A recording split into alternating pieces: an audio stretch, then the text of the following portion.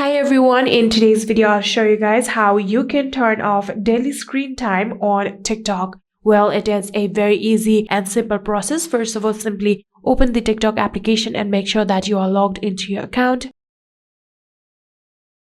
So after opening the application here, you can simply tap on your profile on the bottom right corner right here.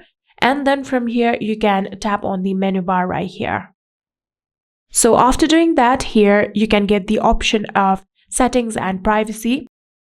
Simply tap on settings and privacy, and then from here you can get the option of time and well-being. Tap on time and well-being, and then from here you can see this is the screen time. Simply tap on this arrow right here beside the screen time, and then from here your screen time will open and you can see the option of daily screen time. Tap on it. And then here you can see screen time limits is currently turned on.